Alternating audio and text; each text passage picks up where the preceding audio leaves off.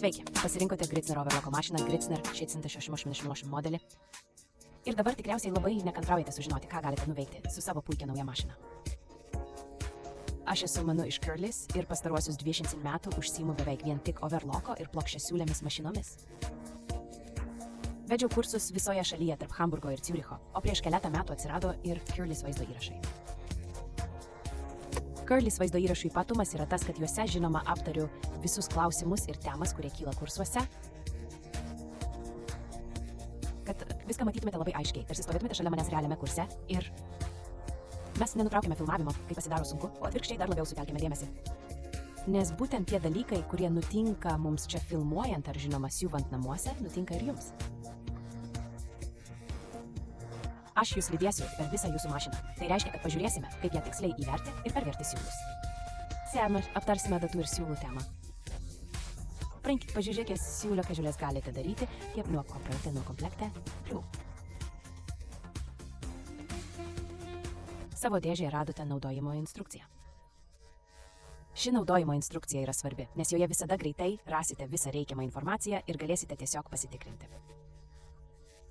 Net jei vykstate į siuvimo susitikimą ar pas draugę, tiesiog įsidėkite naudojimo instrukciją, tada galėsite būti tikri, kad kiekvieną smulkmeną tikrai išspręsite ir sureguliuosite. Tada prie duose turite pincetą, kuris padės ypač įveriant siūlus. Turite šį mažą šešiakampį raktą, kurio reikia datoms įdėti ir išimti. Tada turite atsuktuvą, kurio reikia dygsnio plokšteliai atlaisvinti, jei norite po ją išvalyti.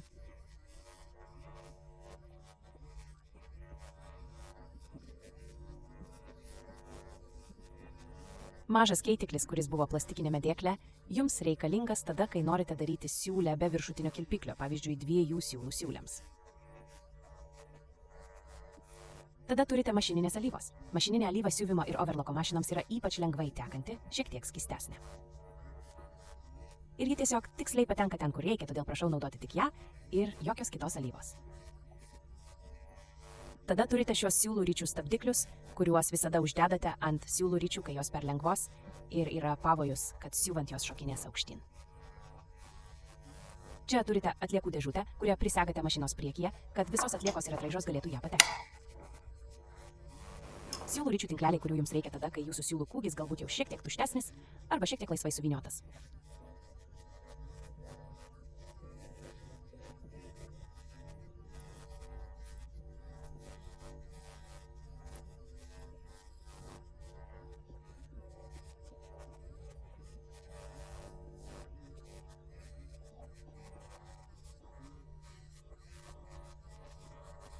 Ir tada jūsų mašinos komplekte buvo 5 mažos pėdelės.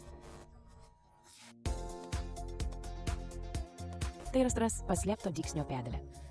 Šalia jos pėdelė blizgučiams. Pėdelė elastiniai juostai. Pėdelė juostelė nėriniams. Ir pačiame krašte braukimo pėdelė. Be to, jūsų mašinos prieduose buvo mažas adatų pakelis. Ir nuo adatų klausimo dabar pradėsime pirmiausia. Pristatant mašiną, joje įdėtos adatos audiniams. Tai reiškia, kad jei jūsų pirmasis projektas yra iš audinio, galite tiesiog palikti adatas ir galėtumėte iš karto pradėti siūti. Bet jei jūsų pirmasis projektas yra iš trikotažo, turite pakeisti adatas. Atsiprašau, turite pakeisti adatas? Kodėl turėtumėte keisti adatas? Nes siuvant trikotažą adatomis audiniams, dygsnio vietose atsiranda mažos skylutės. Ir laikui bėgant, vėliausiai po pirmo ar antro skalbimo, šios skylutės tampa labai ryškios. Skirtumas tarp adatų audiniams ir trikotažui yra jų smaigalyje. Adatų audiniams smaigalys yra smailus, adatų trikotažui smaigalys yra šiek tiek užapvalintas, kaip mezgant tiesiog atstumiamos akys. Tai reiškia, kad į savo mašiną galite dėti tas pačias adatas, kurias naudojate savo siuvimo mašinoje, nes dabar įdėtos adatos yra universalios adatos. Jei norite siūti ploną šilką, batistą ar organzą, savo mašinoje galėtumėte naudoti ir Microtex adatas. Bet visada naudojate trikotažą, turite įdėti arba komplekte esančias A adatas, arba Jersey ar Super Stretch adatas. Kuo skiriasi H adatos nuo Jersey adatų? H adatos tiesiog turi šiek tiek didesnę akį ir todėl jas šiek tiek lengviau įverti. Bet to nesvarbu, koks jūsų projektas, visada turite įsitikinti, kad naudojate tinkamą adatos storį. Nes netinkamas adatos storis gali sugadinti jūsų siūlę, lygiai taip pat kaip netinkamas adatos tipas. Jei jūsų mašinoje projektui naudojamas netinkamas adatos tipas ir netinkamas adatos storis, galite valdyti mašiną kaip tik norite, bet negausite švarios siūlės.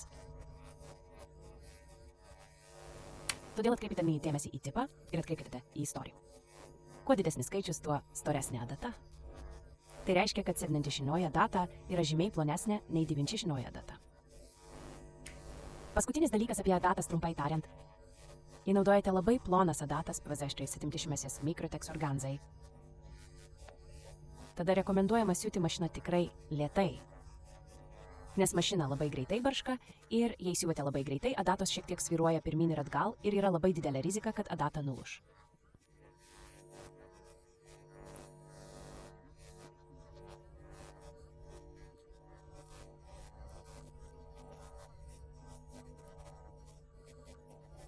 Bet prieš tai darydami, pirmiausia pažiūrėkime, kam tiksliai skirti visi mygtukai, kabliukai ir svirtelės ant jūsų mašinos.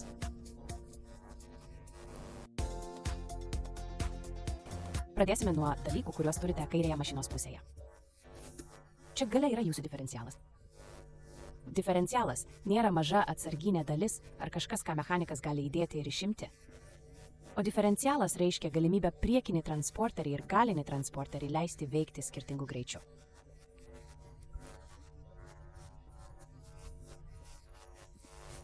Diferencijuotai. Kai jūsų diferencialas nustatytas į vienetą, turite tolygų transportavimą. Tai reiškia, kad audinys transportuojamas atgal po pėdelę priekiniu transporteriu lygiai taip pat greitai, kaip jį gale paima galinis transporteris. Bet kartais atsitinka, kad audinys, pavyzdžiui, išeina banguotas.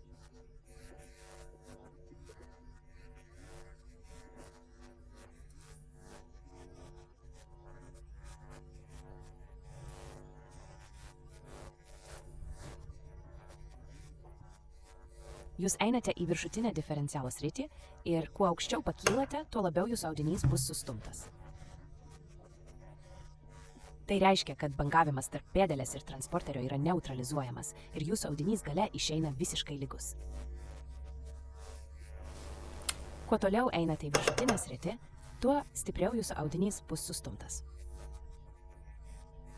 Ir iš to jau matyti, kad diferencialų dvų galite puikiai raukšlėti.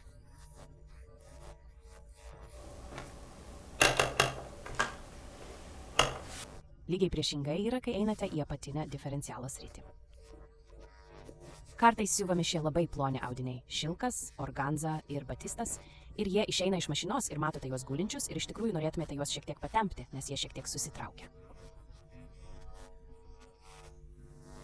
Tam naudojate diferencialą apatinėje srityje. Apatinėje srityje jūsų audinys šiek tiek traukiamas atgal iš mašinos, jis tarsi jau po mašiną įtempiamas. Ir rezultatas, kuris galiausiai išeina gale, yra tikrai nuostabiai lygus. Šiuo reguliatoriumi reguliuojate dygsnio ilgį. Tas, kaip pagrindinė taisyklė galite atsiminti, kuo grubesnis jūsų audinys, tuo ilgesnis gali būti jūsų dygsnis ir kuo plonesnis jūsų audinys, tuo trumpesnis gali būti jūsų dygsnis. Juk nesiūtumėte šilko su 4 ilgio dygsniu ir nesiūtumėte džinsų su 1 ilgio dygsniu. Čia matote pavyzdį su labai trumpu dygsnio ilgiu, o čia turite pavyzdį su labai ilgu dygsnio ilgiu. Šią svircelę įjungiate arba išjungiate trupę. Čia jis įjungtas, jis yra lygiai su dygsnio plokštelė ir tarsi nenaudojamas. Kai jį išjungiate, jis iš karto nenukrenta, turite jį nuspausti pirštų žemyn. Kai vėl jį įjungiate, jis automatiškai pakyla su kitu dygsniu, kurį siūvate. Yra tik labai nedaug situacijų, kai peilį reikėtų atlenkti. Pavojus siūvant be peilio visada yra tas, kad audinio gabalą uždėjote už peilio krašto.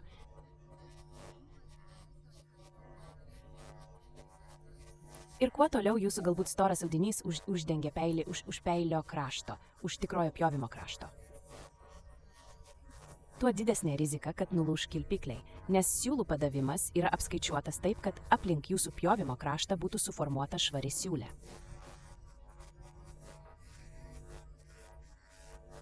Ypač su storais audiniais per daug nukrypstate į dešinę, iš tiesų yra pavojus, kad kilpikliai sugadins. Čia priekyje turi siūlės pločio ratuką. Siūlės pločio ratuku reguliuoji peilio pjovimo krašto atstumą iki įstatytų adatų. Pasuk jį iš dešinės į kairę ir iš kairės į dešinę. Ir tada pamatysi, kaip tavo peilis juda link adatų ir nuo adatų.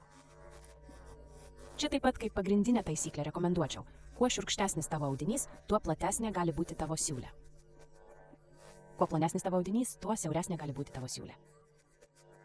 Čia matai pavyzdį su siaura siūlė, o čia pavyzdį su plačia siūlė. Visą tai apibendrinus reikštų, kad pavyzdžiui, džinsus su plačia siūlė ir ilgą siūlę gali siūti sviri. O šilką ar organzą siūvi siaurą siūlę ir tankesnę siūlę. Pažvelkime dabar šiek tiek aukščiau į tą pačią mašinos pusę. Tada čia turime pėdelės pakėlėje, kuriuo pėdelę pakelė ir nuleidi. Ir čia gale turime mažą mygtuką. Ir kai tavo pėdelė yra viršuje, tada gali paspausti mygtuką ir tavo pėdelė nukris žemyn. Tai puikus būdas nuimti pėdelę. Aš asmeniškai visada labiausiai mėgstu siūlus versti į visas savo mašinas, nuėmęs pėdelę, nes tada tiesiog prie adatų ir aplink peilį turi geriausią matomumą. Verjant siūlus ir nereikia su siūlais daryti slalomo aplink peilį, pėdelę ir adatinę plokštelę. O siūlus galima tiesiog padėti į šoną, patraukti atgal ir gale tiesiog vėl uždėti pėdelę. Jei dabar nori nuimti pėdelę į šoną, tiesiog patrauki ją į kairę. Jei nori ją vėl uždėti, tada atneši ją čia į priekį, padedi ją su mažu strypeliu, tiksliai po pėdelės laikikliu.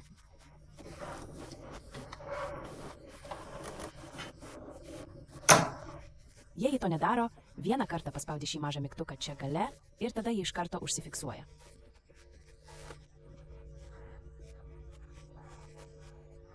Kurią gali naudoti, jei tiesiog nenori siūti atgal. O tiesiog likti priekyje ir tiesiog visada stumti tik mažais gabalėliais.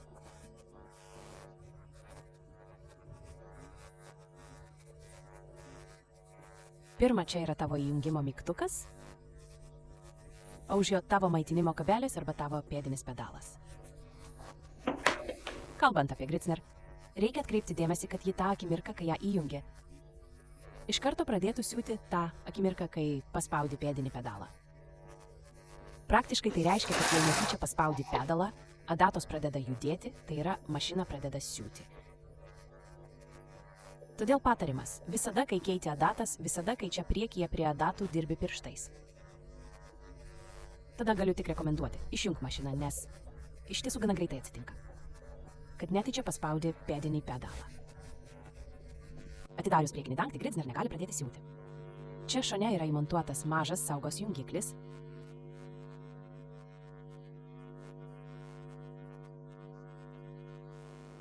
Bet o čia dešinėje pusėje turi savo įtempimo atleidimo mygtuką.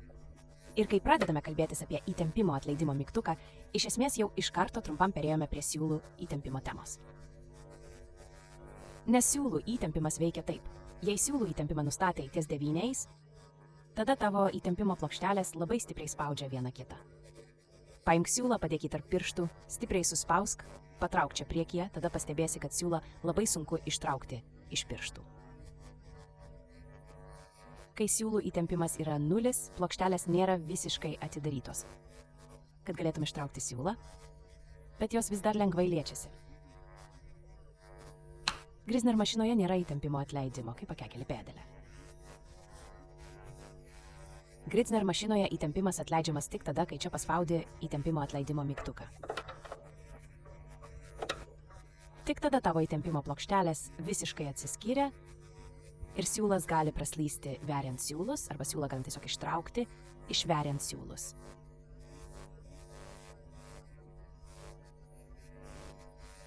Tai reiškia, kad siūlus lengviausia judinti rankiniu būdu, kai paspaudi šį mygtuką čia. Bet o dešinėje pusėje, žinoma, turi ir savo rankinį ratą, kuris sukasi link tavęs, kai mašina veikia. Dabar pažiūrėkime, ką iš tikrųjų rasi savo mašinos viduje. Turime 2 tvirtai pritvirtintus kilpiklius. Vienas yra viršutinis kilpiklis, tai šis čia. Siūlės eigoje viršutinis kilpiklis yra arba virš adatos plokštelės, arba šalia jos, bet niekada nėra po ją. Šis čia yra tavo apatinis kilpiklis. Apatinis kilpiklis siūlės eigoje yra arba po adatos plokštelės, arba šalia jos, bet niekada nėra virš jos. Kodėl tai tiksliai svarbu žinoti? Kažkada tavo siuvimo gyvenime, tikriausiai anksčiau nei vėliau, susidursi su situacija, kai reikės papildomai reguliuoti atskirus siūlus. Ir tada labai svarbu tiksliai žinoti, kuris siūlas tavo siūlėje iš tikrųjų iš kur ateina. Ar tai kilpiklio siūlas, ar tai adatos siūlas, ir jei tai kilpiklis, ar tai viršutinis, ar apatinis kilpiklis. Bet jei žinai, kad tavo viršutinis kilpiklis visada yra viršuje, o apatinis kilpiklis visada yra apačioje, ir tu žiūri į savo adatas. Tavo adatos eina į audinį ir apipinamos viršutinio ir apatinio kilpiklio. Vėl pakyla, transportuotojas transportuoja tavo audinį atgal ir adatos vėl įsmeigia. Tai reiškia, kad tavo adatos siūlai visada yra viršuje. Ir kadangi ką tik pažiūrėjome ir viršutinis kilpiklis visada yra viršuje arba šalia adatos plokštelės,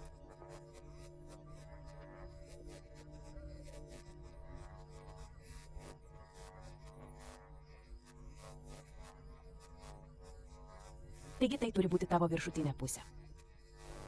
Jei dabar per adatos siūlus žinome, kas yra tavo viršutinė pusė, tada žinoma visiškai logiška, kad šis čia yra tavo viršutinis kilpiklis, o kitas tavo apatinis kilpiklis. Jei siuvi tik vieną adatą, tai galima įsiminti ir kitaip, tavo apatinis kilpiklis tau daro raides. Įvest. Tada tavo mašinoje yra du peiliai, vienas judantis viršutinis peilis ir nejudantis apatinis peilis. Judant viršutiniam peiliui žemyn prie nejudančio apatinio peilio, susidaro tarsi žirklių funkcija.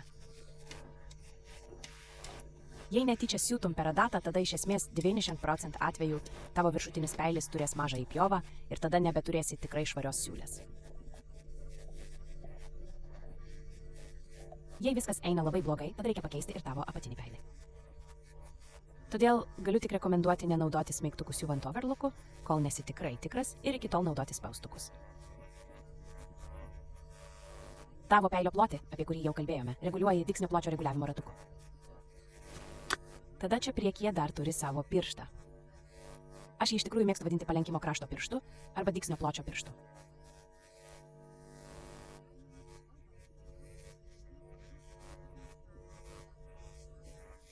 Kai esi ant N, tavo dygsnio pločio pirštas yra atlenktas į priekį.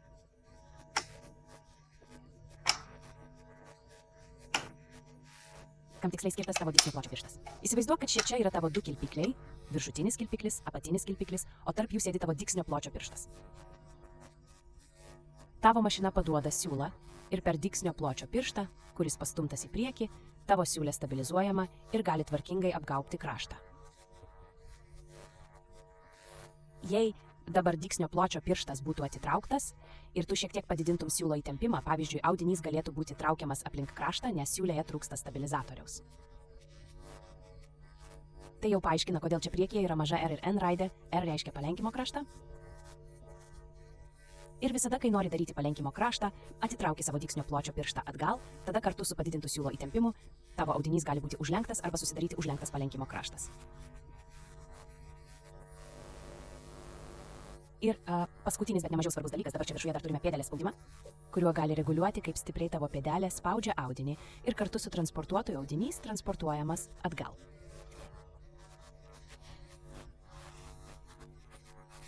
Kuo grubesnis tavo audinys, tuo stipriau gali būti nustatytas tavo pėdelės spaudimas, takt snap. Ir kuo minkštesnis, plonesnis ir švelnesnis tavo audinys, tuo laisviau gali jį nustatyti. Padidini jį sukdamas pagal laikrodžio rodyklę atgal į dešinę.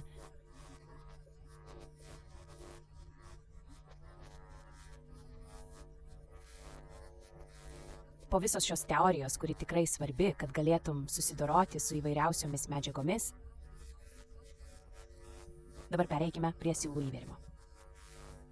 Įveriant siūlus labai svarbu, kad siūlų stovas būtų visiškai aštrus. Ir kadangi norime pakeisti siūlus, taip pat yra datas. Pirmiausia, nukirpime siūlus čia prieš įtempimą.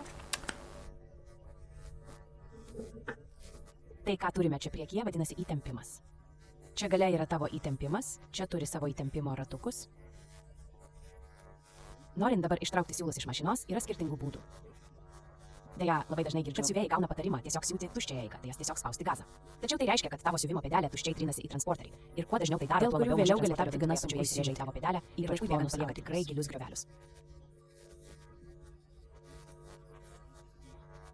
Kai kurie taip pat gauna patarimą, kad siuvimo pėdelė turėtų būti pakelta ir tiesiog laikyti siūlų grandinėlę gale, spausti gazą ir taip tarsi ištraukti grandinėlę atgal. Su tuo taip pat turėjau labai blogos patirties kursuose, nes moterys dažnai tiesiog laiko grandinėlę ir netraukia. Tada mašina stovi vietoje, o vėliau lieka beveik neišnarpliojamas siūlų raizginys. Atidarai savo mašiną ir dabar prisimename, kad Griner neturi įtempimo atleidimo, kai pakeli siuvimo pėdelę, o įtempimas atleidžiamas, kai paspaudi šį mygtuką šone. Taigi, paimi pincetą, paspaudi čia mygtuką ir eini tiesiai už įtempimo. Tai jau ten, kur išeina siūlai, čia apačioje, ten eini ir ištrauki abu kilpiklių siūlus į priekį. Ir trauki juos čia, šioje apvalioje dalyje, ištrauki abu adatų siūlus į priekį. Jei kalbama apie tai, kaip čia yra tavo įtempimai, tada čia turi kairę adatą, ten dešinę adatą, čia viršutinį kilpiklį ir ten apatinį kilpiklį. Taigi, pirmiausia ištraukime abu kilpiklius iš mašinos, o tada abi adatas. Dabar gali tiesiog paimti savo siūlų grandinėlę čia gale. Ir jei negali, kaip aš dabar čia, tiesiog sklandžiai traukti atgal, tada paimi savo rankratį. Nes jei ten dar turi susiraizgimą, tada paimi savo rankratį, sukasi jį į priekį ir tiek, kol tavo adatos jau vėl kyla aukštyn. Tuo metu, kai jos jau vėl kyla aukštyn, sukasi rankratį atgal ir likus nedaug iki adatų viršaus, gali tiesiog sklandžiai ištraukti siūlus atgal. Kartais būna, kad siūlai dar šiek tiek užsikabina už siūlės liežuvėlių, tada tiesiog pakartoji tą patį. Vėliausiai po antro karto turėsi visus siūlus rankoje ir galėsi juos tiesiog traukti atgal. Svarbu, kad trauktum būtinai į 2 valandos poziciją, o ne į šoną. Tai lygiai taip pat kaip ir su dengiamąją siūlę. Visada gražiai traukti atgal ir niekada į kairę. Norint dabar pakeisti datas, ką darome prieš keisdami siūlus, pirmiausia nuimame siuvimo pėdelę, kad čia priekyje prie pėdelės tiesiog matytume daug geriau. Tada sukasi rankratį taip, kad tavo kilpiklis pasislėptų už adatų ir turėtum laisvą prieėjimą prie adatų. Tada paimi savo mažą šepetėlį, kuris čia šone turi skylutę, ir įkiši jį iš apačios į adatą. Tai pasieki, kad tavo adatos, kai jas tuoj atlaisvinsi, neįkristų žemyn į adatos plokštelę. Ir tada paimi savo šešiakampį raktą ir atlaisvini adatas viršuje.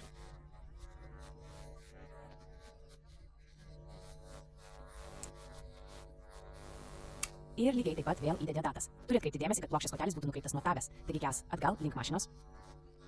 Pirmiausia, įeini su adata apačioje į adatos plokštelę ir tada kyli tiesiai aukštyn. Tuo metu būtinai turi atkreipti dėmesį, kad abi adatos būtų visiškai viršuje. Man patinka daryti taip, kad po to abi adatas dar kartą prilaikau pirštais, abi šiek tiek atlaisvinu, visiškai pakeliu aukštyn ir tada gerai priveržiu.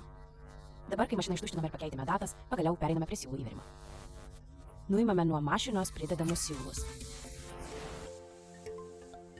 Ir jei nori dirbti su šiomis labai didelėmis overloko ritėmis, tada galėtum jas tiesiog pastatyti viršuje, palikdamas šiuos mažus gaubtelius. Nes su gaubteliais didelės ritės tikrai gerai laikosi. Bet mes norime dirbti su mažesnėmis ritėmis ir jei pastatysi mažesnės rytes ant šių gaubtelių, jos svyruos, jos visai neturi gero laikymosi. Dėl to dabar nuimame dangtelius nuo mašinos.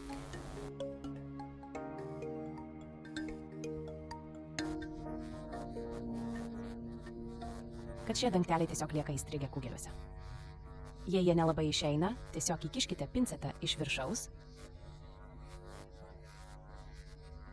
Mažus kugelius dabar tiesiog uždėkite ant mašinos be dangtelių. Ir kadangi dabar dirbame su mažesniais kugeliais, galite iš viršaus uždėti siūlų rytės stabdiklius ant laikiklio.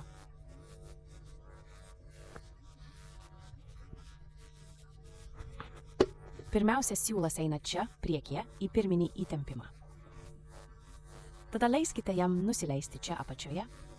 Kai siūlas išeina iš čia viršuje, iš esmės galite orientuotis pagal taškus. Su viršutinio kilpiklio siūlu visada turite eiti per žaliai mėlyną taškinį žymėjimą. Tai reiškia, kad čia šiuo atveju žinoma tik per viršutinį. Tada traukite siūlą čia viršuje ir tada eikite per viršutinį kilpiklį.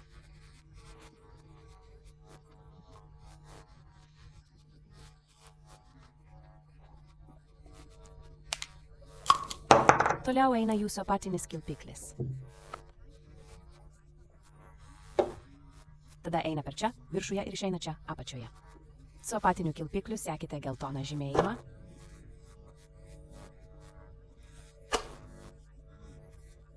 tada turite geltoną žymėjimą abiejose vietose. Čia žinoma taip pat turite eiti po abiem. Tada eikite per šį laikiklį. Tada jūsų siūlas kabo čia priekyje. Overloko apatiniams kilpikliams siūlas, norėdamas pereiti per apatinį kilpiklį, visada turi ateiti iš galo kairės pusės.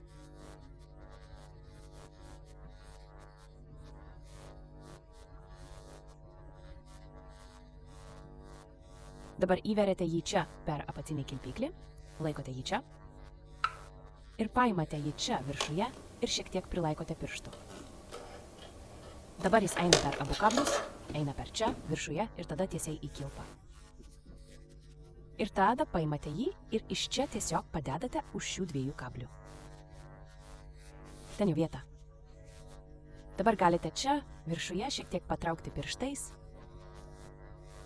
Prieinate čia, paimate šį kablį, pastumėte jį pirštais atgal. Ir tada jūsų apatinis kilpiklis lieka būtent ten, kur turi būti. Ir dabar matote, kodėl aš mėgstu nuimti pėdelę, veriant siūlus, nes dabar galite siūlą iš čia tiesiog padėti už peilio ir tiesiog patraukti atgal.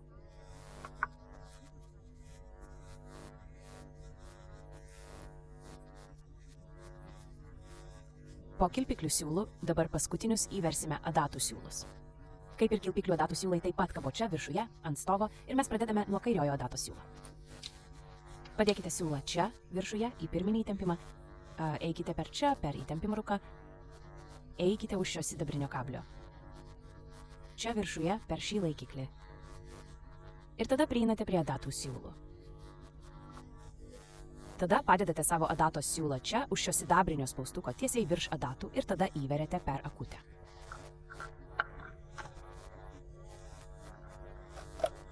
Dešinėje adatos siūlą veriate lygiai taip pat, viršuje į pirminį įtempimą, per įtempimo ratuką, čia per sidabrinį kablį. Ir nuo čia abu adatų siūlai dalyjasi savo vėrimo keliu. Per sidabrinį laikiklį už jo ir tada į akutę. Dabar mes įvėrėme siūlus su pakelta pėdele, bet nė karto nepaspaudėme savo įtempimo rankenėlės, savo įtempimo atleidimo mygtuko. Aš pripratau, visada darau taip, kad atleidimo mechanizmą paspaudžiu gale. Nes kitaip galbūt po kiekvieno atskiro siūlo nežinosiu, ar jau paspaudžiau atleidimo mechanizmą ar ne, todėl jo visiškai nenaudoju.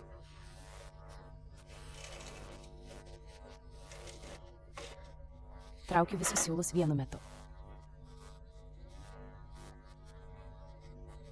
Tada visi 4 siūlai vienu metu įslysta į įtempimus. Ir dabar galiu būti tikras, kad visi siūlai guli būtent ten, kur turi gulėti. Dabar pritvirtinsime pėdelę. Ir pritvirtiname šiukšlių surinktuvą priešais. Kad tavo šiukšlių surinktuvas taip pat gražiai sprakteltų kaip manasis, paimi savo surinktuvą, jis čia priekyje turi 2 tokius mažus iškilimus. Ir tu jį tarsi pakeli taip po mašiną, arba pastumi jį šonu taip po mašiną, tarsi norėtum šiais 2 iškilimais šiek tiek pakelti mašiną.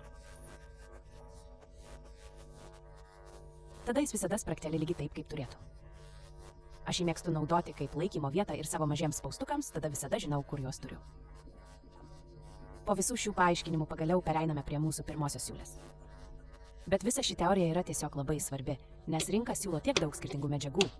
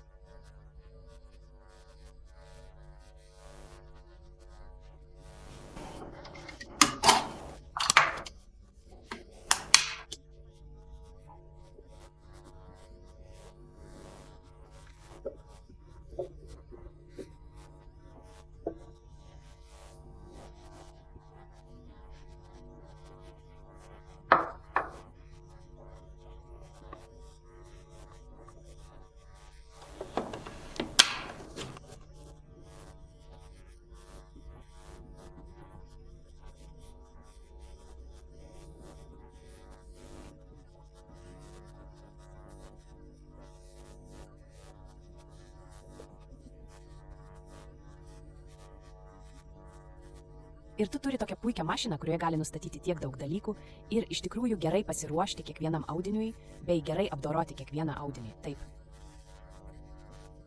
Kad laikui bėgant visos sąsajos tiesiog vis labiau susijungs ir tu vis labiau suprasi, kodėl su šiuo audiniu turėtum rinktis ilgesnį dygsnio ilgį, o su kitu audiniu galbūt diferencialą. Čia pirmiausia turime trikotažą, kurį taip pat naudojame su adatomis, HA adatomis. Mano mašinos nustatymai yra tokie. Siūlų įtempimas visur 4, mano pėdelė nuleista. Mano diferencialas yra nustatytas į 1, mano dygsnio ilgis į 2,5. Mano peilis žinoma pakeltas, o mano dygsnio plotis yra 6. Kodėl aš specialiai paminėjau pakeltą peilį? Nes jei kartais baigi siūlę, visada įsitikink, kad naują siūlę pradedi pakeltų peilių.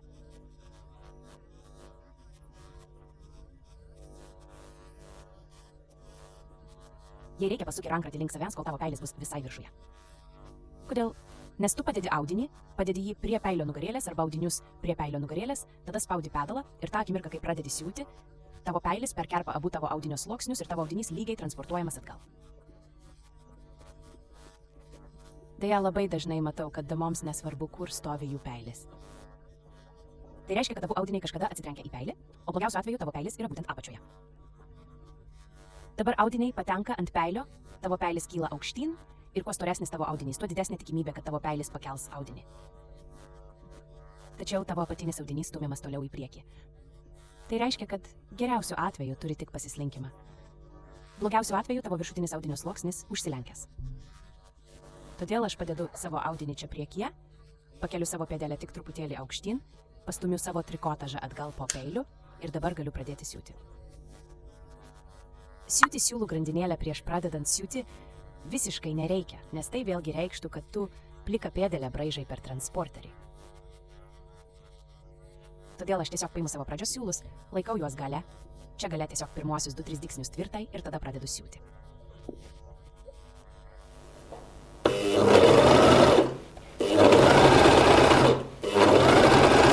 Dabar jau matosi, aš visada laikau šiuos 2 pirštus pėdelės aukštyje. Ir judinu juos. Nesvarbu, kokį audinį siūčiau, storą ar ploną, visada kartu su mašina atgal, tokiu greičiu, kokiu siuva mašina. Negali įsisiūti į šiuos pirštus, nes pėdelė čia priekyje turi peilio apsaugą.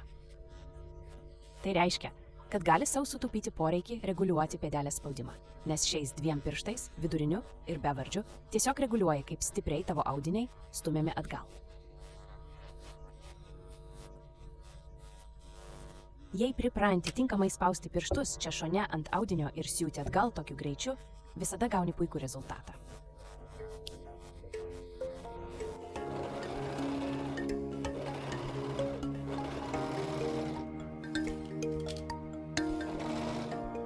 Ir tada tavo siūlė išeina iš mašinos štai taip. Kas pastebima yra nuostabiai tolygi, bet taip pat pastebima, kad ji labai tanki. Tai reiškia, jei tavo siūlė išeina tokia tanki, visų pirma turėtum padidinti savo dygsnio ilgį, kad šiek tiek pailgintum atstumą nuo čia iki ten.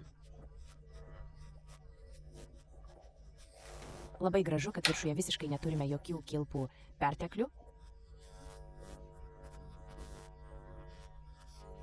Ir būtent apie šį banguotumą dabar pakalbėsime, nes čia mes patekome į giliausias diferencialo gelmes.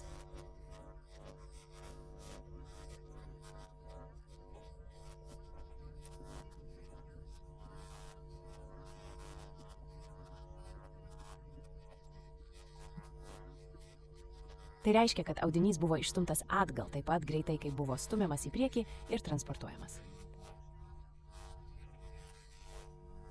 Jei dabar nustatytume diferencialą į viršutinę sritį, galinis transportavimo mechanizmas nestumtų audinio atgal taip greitai, kaip jis stumiamas į priekį priekyje. Tai reiškia, kad jūsų audinys bus sustumtas ir banga bus išlyginta.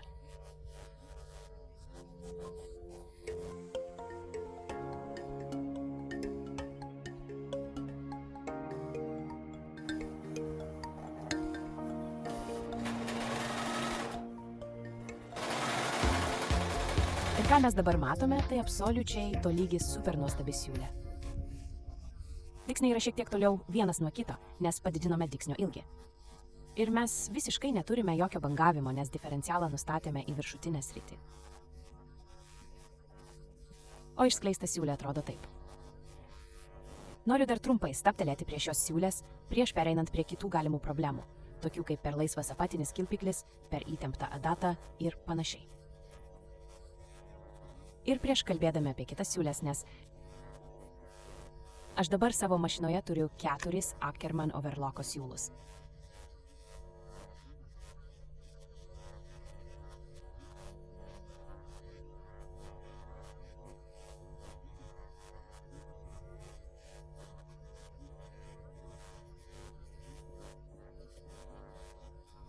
Tada žinoma, jau mūsų pirmoje siūlėje su pradiniu dyksnio ilgiu dyksniai būtų daug toliau vienas nuo kito, nei aš turėjau čia, nes jūsų siūlas yra plonesnis. Todėl būtinai turite atkreipti dėmesį į tai ir todėl aš nesu universalių taisyklių ar teiginių, tokių kaip visada daryk taip ir taip šalininkas.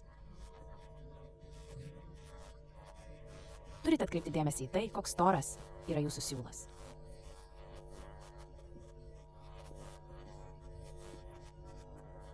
Tačiau tai žinoma priklauso nuo to, kokią siūlę darote, nes ruloninę siūlę norite turėti gana tankę.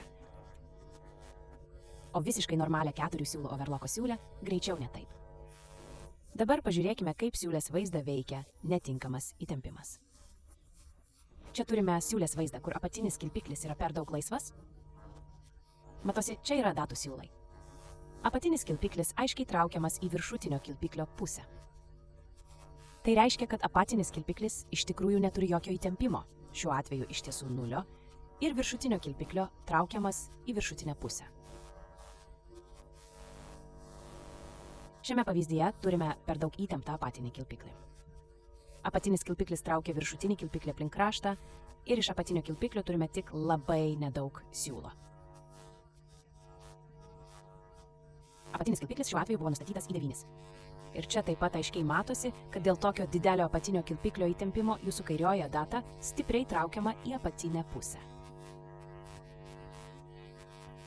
Apatinis kilpiklis šiuo atveju buvo nustatytas į 9. Jei jūsų viršutinis kilpiklis nėra tinkamai sureguliuotas, jis bus traukiamas aplink kraštą apatinio kilpiklio, kaip parodyta čia. O jei jūsų viršutinis kilpiklis per daug įtemptas, jis traukia apatinį kilpiklį į viršų. Dabar pažiūrėkime į netinkamą adatų siūlų įtempimą. Taigi čia matome labai aiškiai per laisvą dešinę adatą, ką galima atpažinti iš to, kad jis sudaro kilpas apatinėje pusėje prie apatinio kilpiklio. Per daug įtemptą dešinę adatą, lygiai kaip ir per daug įtemptą kairę adatą, dažnai sukuria mažas klosteles tarp atskirų adatų. Tai reiškia, kad adatų siūlai beveik šiek tiek susitraukia, o audinys bando pakilti tarp jų. Per laisvą kairę adatą galima labai aiškiai atpažinti iš to, kad atskleidus audinį matote adatų siūlus. Adatų siūlai, kurie yra per daug įtempti, visada įsirausia giliai į audinį. Čia dabar padariau pavyzdį jums su pakelta pėdelė, tai reiškia, kad audinį rankiniu būdu pravedžiau po atidarytą pėdelę.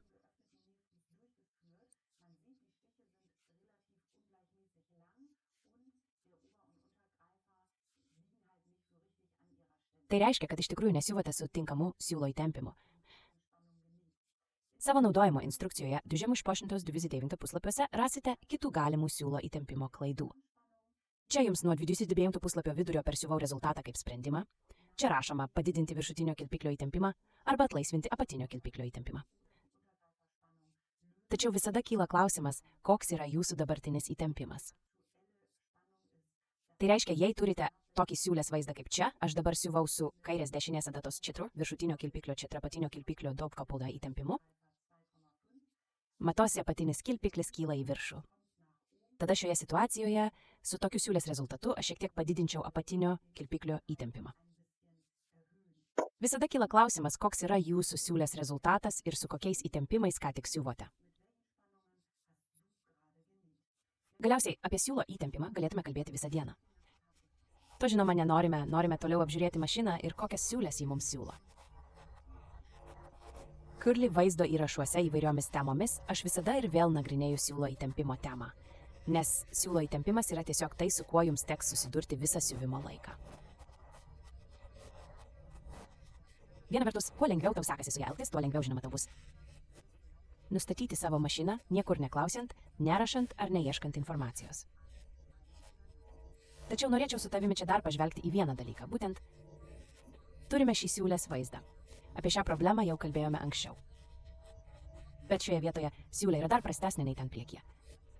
Kas ten nutiko? Aš juk čia ant savo mašinos turiu siūlų ričių stabdiklius. Šie siūlų ričių stabdikliai čia ant viršutinio kilpiklio, ten mano siūlas iš tiesų užstrigo. Tai gali tiesiog nutikti, nes siūlai tiesiog labai skirtingai atsivinioja. Ir čia vėlgi esame srityje, kurioje apibendrinimų iš tiesų nėra. Kartais gerai naudoti stabdiklius lygiai taip pat kaip ir tinklus, o kartais geriau jų nenaudoti. Aš juos dabar nuėmiau nuo savo viršutinio kilpiklio ir nuo savo apatinio kilpiklio. Taigi dabar pažvelkime į kitas mašinos siūlės.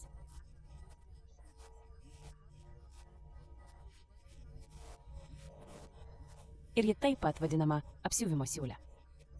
Galbūt jau esi skaitęs, kad apsiuvimo siūlė susiuvamas trikotažas. Tai reiškia, kad visada, kai nori siūti megztinį ar marškinėlius, ar džemperį su gobtuvu, ar ką nors kita,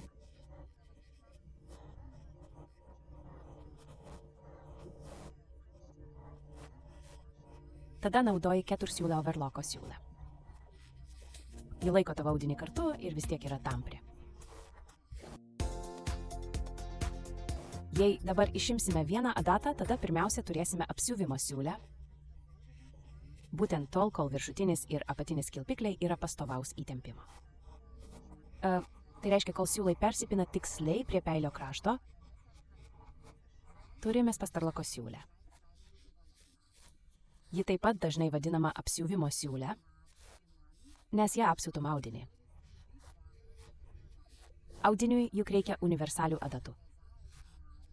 Tai reiškia, kad jei dabar išimtum abi savo adatas ir vėl įdėtum tik dešinę adatą, kaip universalią adatą, tada ją galėtum apsiūti plonesnį audinį, kad po to jį susiūtum siuvimo mašiną. Jei įdėsi savo kairę adatą kaip universalią adatą, o dešinę paliksi išimtą, tada ją galėtum apsiūti grubesnės medžiagas, pavyzdžiui, džinsą ar drobę.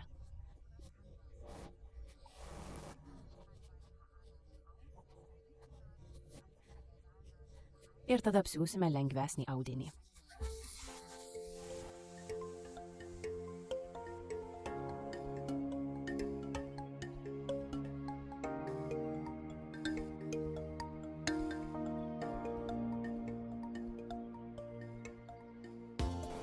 Šiuo metu nereikalinga kairės adatos siūlą nuėmiau nuo mašinos, kad jis viršuje siūlų stovė nesusipainiotų su kitais siūlais, kol siūvu. Savo diferencialą palieku tolygiam transportavimui. Savo dygsnio ilgį nustatau į 3. Savo dygsnio plotį maždaug į 5,5. Ir savo peilį, žinoma, palieku įjungtą. Mano siūlų įtempimai visi yra 4, tiek abiejuose kilpikliuose, tiek dešinėje adatoje.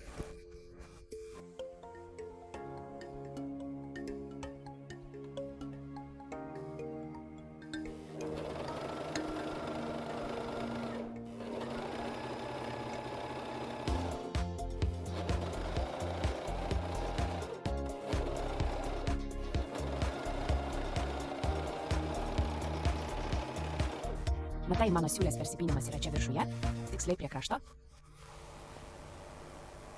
Kilpikliai gražiai lygiai priglūdę, apatinis kilpiklis yra apačioje, o viršutinis kilpiklis viršuje.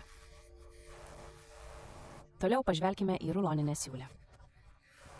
Mes juk įdėjome dešinę adatą ir dešinė adata ruloniniai siūliai taip pat yra būtent tinkama. Kartais kursuose matau, kad moterys iš patogumo palieka kairę adatą mašinoje. Rezultatas, kai kairė adata yra įdėta, bet neįverta siūlų, yra žymiai prastesnis nei tada, kai kairė adata, nes jos šiuo metu nereikia, tiesiog išimi iš mašinos. Siuvame su diferencialu 0,7. Tai reiškia, kad galinis transportavimo dantukas yra šiek tiek greitesnis. Pirmiausia, apsiuvame medvilnę, kuri dėl to tampa gražiai standi.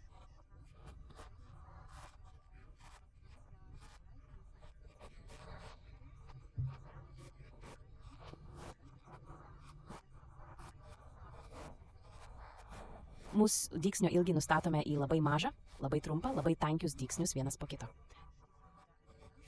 Mūsų peilis, žinoma, yra įjungtas. Mūsų plotis yra siauras. Tai reiškia, kad mūsų peilis yra arti adatos ir mes turime gražią siaurą siūlę. Ruloninė siūlė visada naudojama ten, kur norima turėti gražų dekoratyvinį kraštą. Ruloninės siūlės gudrybė yra ta, kad tavo apatinio kilpiklio įtempimas padidinamas ir apatinis kilpiklis traukia viršutinį kilpiklį aplink kraštą. Tai reiškia, kad ant viršutinio kilpiklio būtinai turite uždėti siūlą, kurį norite labiausiai matyti savo apvado siūlėje. Nes viršutinį kilpiklį apatinis kilpiklis traukia aplink kraštą. Todėl, žinoma, turite padidinti ir apatinio kilpiklio įtempimą. Pieni. Aš savo dabar čia nustačiau ant 6. Be to, apvado siūliai svarbu, kad čia priekyje atitrauktumėte savo dygsnio pločio liežuvėlį. Tai reiškia, kad pereinate iš N, iš normalaus siuvimo į R, į apvado siūlės nustatymą.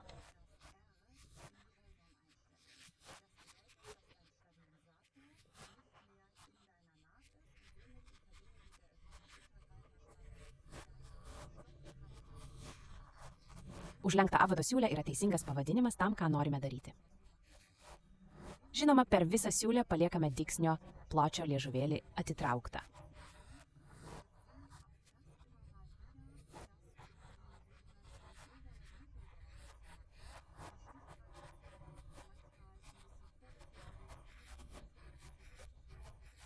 Tai nėra technika, kurią Gritsner Stemmišaustane ypač mėgsta. Tai darant labai lengvai gali nutikti, kad jūsų dygsnio pločio liežuvėlis nulūš. Ir tai tikrai nėra garantinis atvejis. Dabar pirmiausia siūvame medvilnę ir po to pažiūrėsime į džersį. Ir abiejose audiniuose atliekame tuos pačius nustatymus.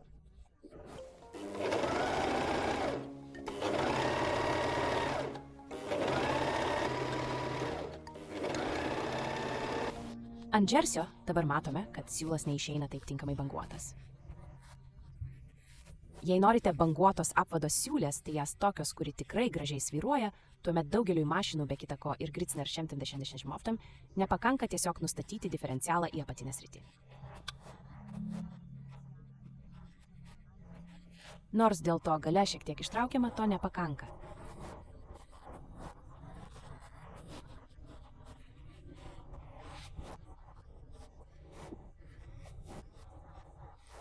Naudojant overlocką būtinai turite atkreipti dėmesį, kad jei traukiate priekyje ranką, tuomet turite ir čia gale lydėti audinį iš mašinos.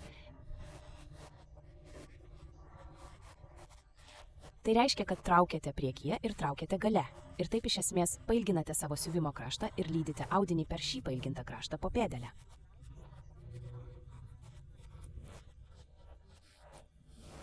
Vėliau jis turi banguoti, nes ant savo pailginto krašto uždėjote daug daugiau siūlų, nei jūsų kraštas iš tikrųjų būtų buvęs ilgas, ir šis siūlas tiesiog nežino, kur jam dėtis, todėl susideda į gražias bangas. Jei traukiate tik priekyje, o gale ne, tuomet yra pavojus, kad jūsų adata nulūš.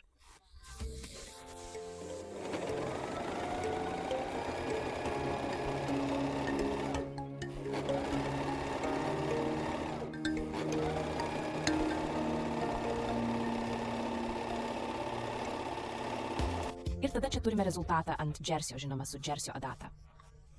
Čia priekyje matyti, kad siūlė banguoja žymiai mažiau nei čia gale. Tai yra todėl, kad čia priekyje yra vieta, kur aš tik tempiau diferencialų, o čia gale, kur aš tiesiog traukiau ranką. Ir čia dar kartą apvado siūlė su medvilne. Matyti, kad niekas nesitraukia, ji guli visiškai lygiai. Tai tiesiog todėl, kad medvilniai visiškai pakanka, kad ji nesitrauktų, jei tiesiog šiek tiek nuleidžiate diferencialą.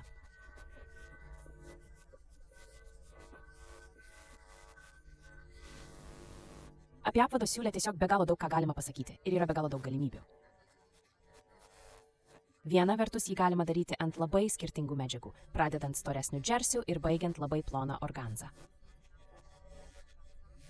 Be to jį galima siūti labai skirtingais siūlais, nuo labai storų iki labai plonų, tai jas nuo tikrai storų dekoratyvinių siūlų iki siuvinėjimo siūlų. Jį galima siūti 2 siūlų ir 3 siūlų. Bet gali būti ir taip, kad PVZ nepalai. Lauktos problemos atsiranda, pavyzdžiui, maži mazgeliai, kurie ten, pavyzdžiui, kyšo. Arba jūsų vaikas galbūt vis traukia rankovę čia ir visas apvado siūlė išsitampo. Taip pat, kaip užbaigti apvado siūlę aplink, PVZ jau užsiuvus rankovę, žinoma, yra tema. Todėl sukūriau visą vaizdo įrašą tik apie apvado siūlę, antras šiuo metu dar planuojamas. Ir jei norite ten pažiūrėti, rasite tai Curly puslapyje skiltyje mokymai. Kaip paskutinę siūlę, dabar pažiūrėsime į plokščiąją siūlę. Pirmiausia, aptarsime, kas iš tikrųjų yra plokščioji siūlė. Ji visada siūloma viena adata. Ir ją galima naudoti tiek kaip užbaigimą, tiek kaip sujungimo siūlę, tiek ir kaip gryną dekoratyvinę siūlę. Tačiau pirmiausia, pažiūrėkime, kas ji iš tikrųjų yra.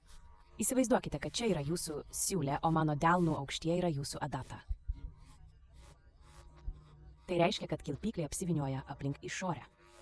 Plokščioji siūlė vadinasi plokščioji siūlė, nes po siuvimo ji ištempiama. Tai reiškia, atkreipkite dėmesį į mano delnus, vėliau siūlę ištempėte.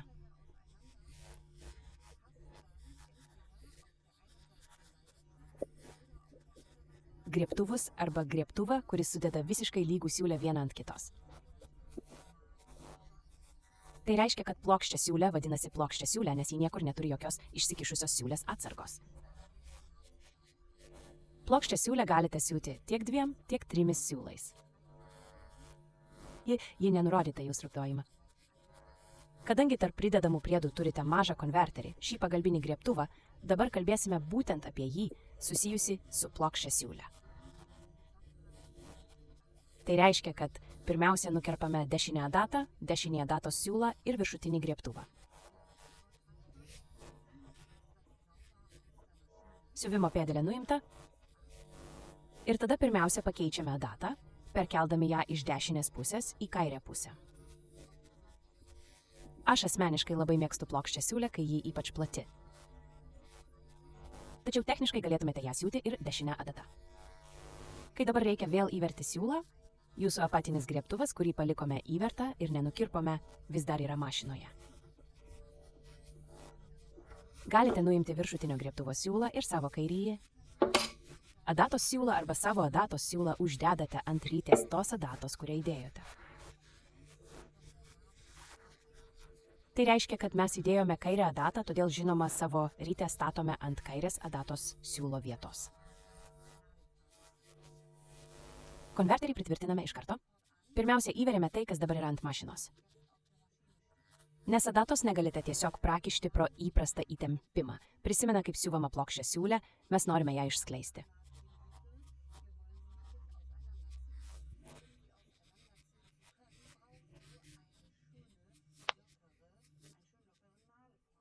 Ir mes iš tikrųjų norime visiškai priešingo to, ko norime įprastoje overloko siūlė.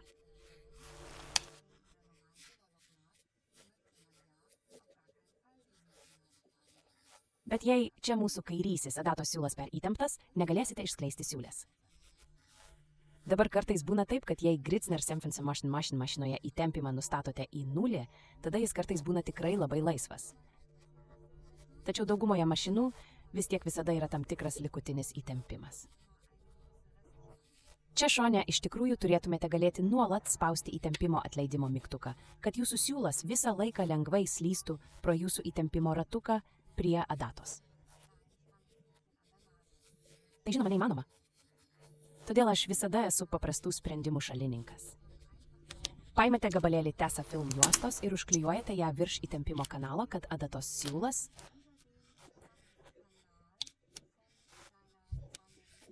dabar čia viršuje eitų į pirminį įtempimą, tada bėgtų per Tesa Film juostą. Tada visiškai normaliai čia apačioje už sidabrinio laikiklio ir toliau eitų savo įprastų keliu iki adatos akies.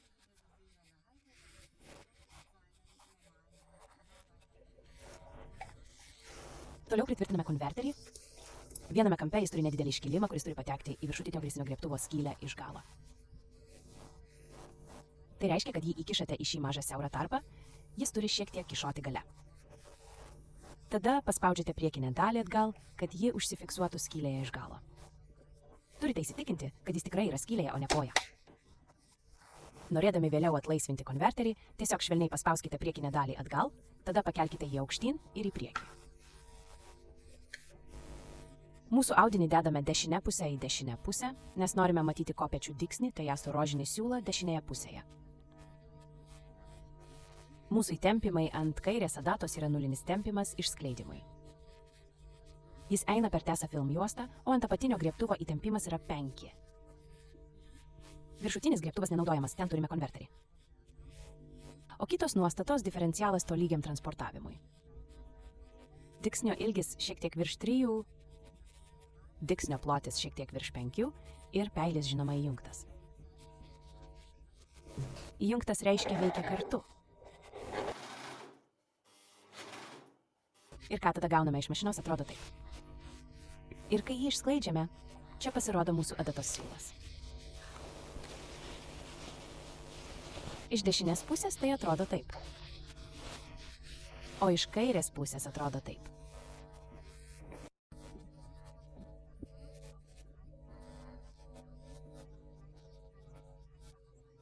Plokščią siūlę galite siūti tik dešinę adatą, jei ji turi būti žymiai siauresnė.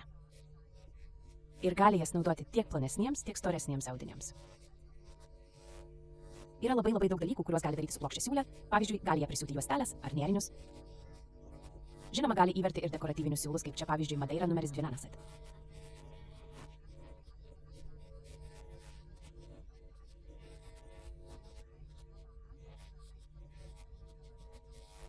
Visos šios skirtingos variacijos vėlgi peržengtų šio vaizdo įrašo ribas. Todėl pariau 2 skirtingus vaizdo įrašus.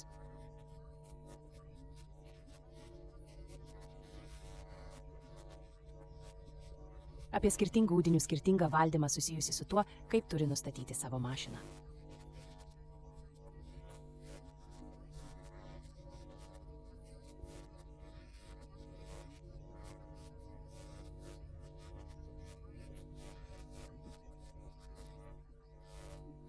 Tai mus tiesiogiai atveda prie kitos temos, nes dabar pereiname prie pėdelių. Vėl įveriame siūlus mašinoje 4 siūlų overloko siūliai ir pradedame nuo paslėptos siūlės pėdelės. Siūti paslėptą siūlę iš tiesų visai nėra sunku. Aukštojoje madoje ji dažnai siūvama rankomis, nes siūvant paslėptą siūlę, svarbu, kad tavo užlenkimas, taigi tavo apsiuvas, būtų prisiūtas taip tvirtai, kad siūlas, kuriuo jis prisiūtas, nebūtų matomas dešinėje pusėje. Privalumas darant tai su overloku yra tas, kad tu susiūni ir tuo pačiu metu apmėtai savo užlenkimą. Sunkumas darant tai su overloku yra tas, kad turi atkreipti dėmesį, jog kairėje adatą nepradurtum visų audinio sluoksnių, nes kitaip tavo siūlas bus matomas dešinėje pusėje. Kai siūvu paslėptą siūlę, aš iš anksto užlenkiu savo apsiuvą, išmatuoju jį, užlenkiu ir susmeigiu. Ir jei dabar su juo eini prie overloko, tai padedi jį iš esmės taip pat. Taip guli originaliai užlenktas. Tada atlenki jį taip į viršų ir tada paimi visą užlenkimą ir taip eini su juo prie overloko. Būtent čia, kur dabar yra lenkimo linija, yra tavo siuvimo kraštas ir būtent čia viršuje tuoj darysime savo apmėtimo siūlę. Dabar svarbu, kad idealiu atveju tik čia visai mažas gabalėlis šios lenkimo linijos būtų užkabintas kairėje adatą. Ir būtent tam padeda mūsų paslėptos siūlės pėdelė. Ant savo pėdelės čia turi šį varžtą. Jei atlaisvinsi šį varžtą, galėsi visą šį priekinį kreipiklį stumti link savo peilio ir nuo savo peilio. Kuo toliau jis pastumtas nuo tavo peilio, tuo arčiau jis žinoma yra ten gale prie adatos. Nes čia priekyje turime šį kraštą ir prieš šį kraštą stumi savo užlenktą apsiuvą.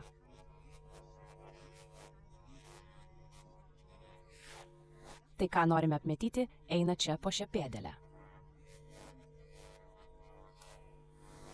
Taigi aš dabar atlaisvinau savo varžtą, nes pėdelę galima naudoti ir daugeliu kitų dalykų. Bet norėdama padaryti paslėptą siūlę, pastumiu jį kiek įmanoma toliau į šoną. Ir vėl priveržiu varžtą. Tada audinis įeina ten. Matai, čia guli tavo apsiuvo siūlės prielaida, kuri dabar bus apkirpta peiliu, ant kurios nusileis viršutinis ir apatinis kilpiklis bei dešinė adata. O tavo kairė adata iš šios pozicijos matosi šiek tiek geriau, guli tarsi tiksliai tenstinėje linijoje su užlenkimu.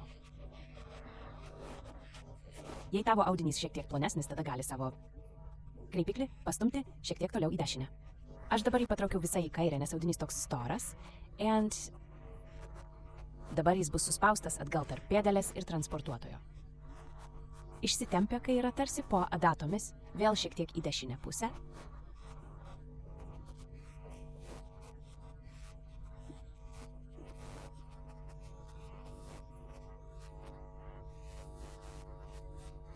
Stumtum savo audinį kartu į priekį. Nes jis dabar guli tik ant šio visai mažo gabalėlio. Jis kaip visada guli tam prie kepotvirų peilio, bet jei dabar jo čia šiek tiek nestumsi atgal, tada tavo pėdelė negalės jo tinkamai pagauti. Tai žinoma labai dažnai atsitinka. Turi saugotis, kad tikrai liktum kreipiklyje.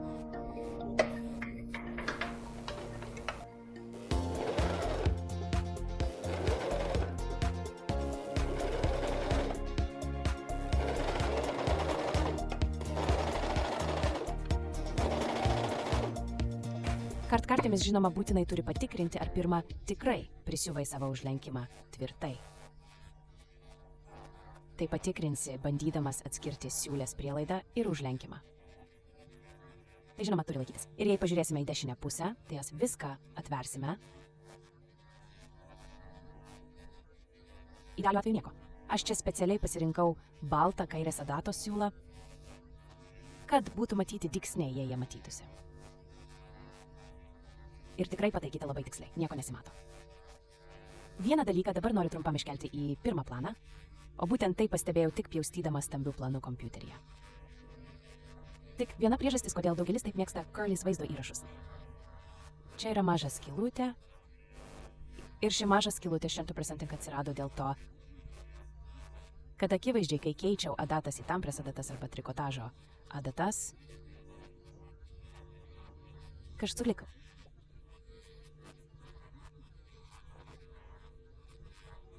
Nes universalios adatos tampliuose medžiagose palieka skylės.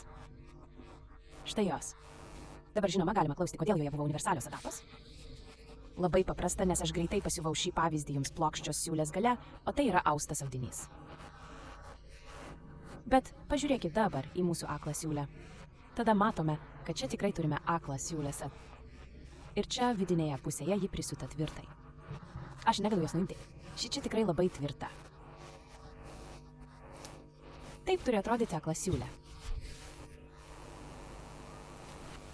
Toliau pažiūrėkime į elastinę pėdelę, kuri čia ir ten dar vadinama gumos juostos pėdelė. Elastinės pėdelės privalumas yra tas, kad galite prisiūti tamprią juostą su visiškai tolygiu tempimu. Ir tai, pasakyti, labai naudinga, jei norite tamprias kelnes. Jūs tikrai neturite siūti tik gumos juostos, bet galite prisiūti gumos juostą visų pločių.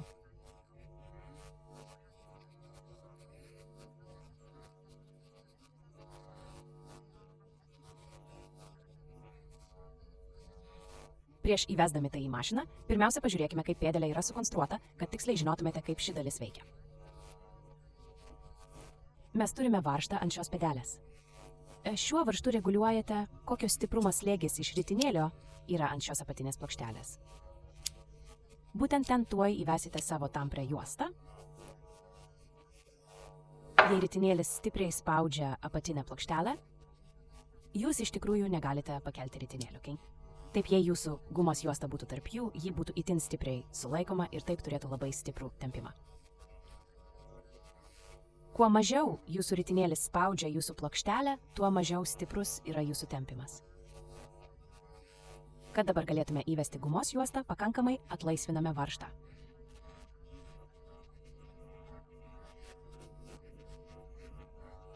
Tada paimėt savo gumos juostą arba juostą, kurią norite tempti, terek.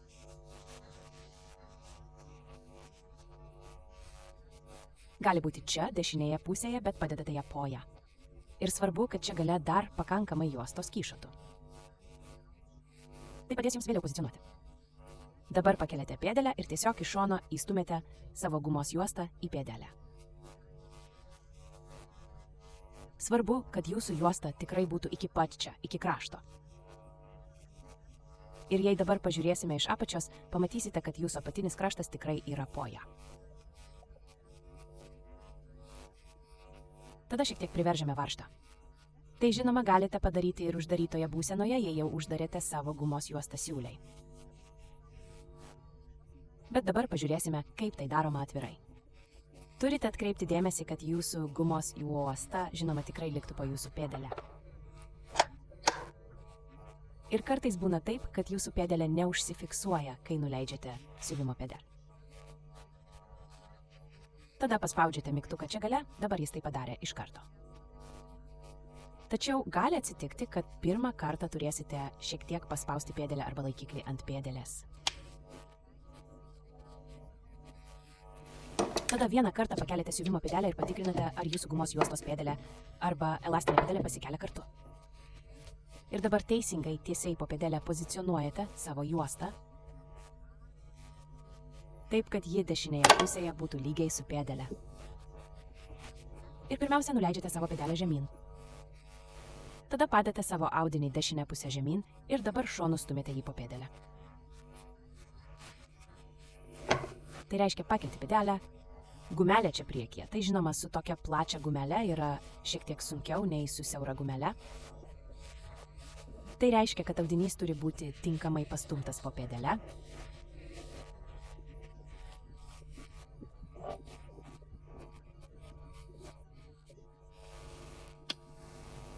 Aš mėgstu siūti tokius dalykus su peiliu, tai reiškia, kad neleidžiu savo audinio nupjauti. Bet siūvu taip, kad audinį veščiau palei vidinį peilio kraštą.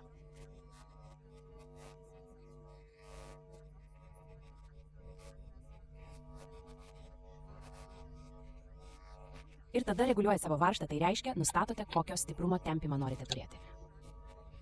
Kad gautumėte tinkamą tempimą savo projektui, galiu tik rekomenduoti, kad pasiūtumėte kelis 10 arba 10 cm ilgio gabalėlius ir visada su skirtingu tempimu, kad galėtumėte tiksliai išbandyti, kiek gumelės jums reikia, kad galiausiai pasiektumėte tinkamą dydį. Ir tada iš tikrųjų nedarote nieko kito, tik spaudžiate gazą. Mašina suverta 4 siūlų overloko siūliai, visi tempimai nustatyti ant 4. Dabar, žinoma, neturiu traukti audinio ar gumelės. Bet ką aš mėgstu daryti, tai paimu savo gumelę čia gale, laikau ją tvirtai ir patikrinu, ar ji tikrai transportuojama kartu atgal. Kadangi gumelė siuvant daugiau ar mažiau stipriai tempiama, aš žinoma nustačiau 4 dygsnių ilgį. Nes mano dygsniai vis tiek bus labai tankus. Nes ji tempiama, siuvant vėliau sugrįžta atgal ir tada aš turiu labai tankų dygsnio ilgį. Dabar pastebima, kai pradedu siūti, mano ritinėlis taip stipriai spaudžia gumelę, kad gumelė visai nenori tinkamai praeiti. Todėl labai svarbu, kad sutelktumėte dėmesį į tai, kad jūsų gumelė liktų ten dešinėje pusėje. Kraštutiniu atveju šiek tiek patraukėte ją čia, tai esate tik už krašto. Ir žinoma, tuo pačiu metu turite atkreipti dėmesį į savo audinį, kad jis taip pat liktų lygiai prie krašto. Tai reiškia, perdėtai tariant, siuvate taip. Gumelė į dešinę, audinys į kairę. Perdėta, žinoma, turi likti prie krašto. Praeiktas taip. Pirmiausia, turi būti sugriebti abu sluoksniai gumelė ir audinys. Taip. Ir dabar galiu pradėti siūti čia.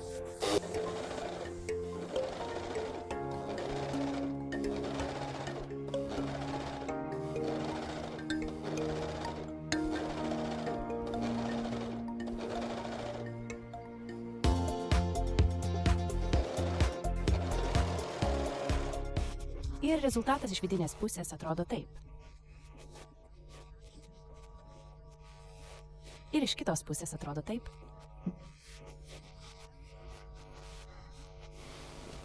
Tada galėtumėte dar kartą apdoroti viršuje ir turėtumėte nuostabiai platų leginsų juosmenį. Kita technika, kurią apžvelgsime, yra raukimas su overlocku. Privalumas, kai raukite su overlocku, žinoma, yra tas, kad siuvate ir apmėtote vienu darbo eigą. Čia matome apatinio kilpiklio siūlę. Logiška, juk tai XO formos. Ir čia matome viršutinį kilpiklį. Ir kartu su juo adatos siūlus. Mes turim austinį audinį viename gabale susiūta ir apmėtyta. Kaip pasiekti tokią tvarkingą overloko pabaigą be išbėgančių kilpų, kas ypač svarbu, kai pavyzdžiui prisiuvate kaklo apykaklę. Tai aš labai detaliai paaiškinau vaizdo įraše Geriau siūti su overloku. Ten rasite ir kitų siuvimo technikų su overloku, pavyzdžiui su ruloniniu apmėtimu, tvarkingus išorinius kampučius ant muslino šalikų.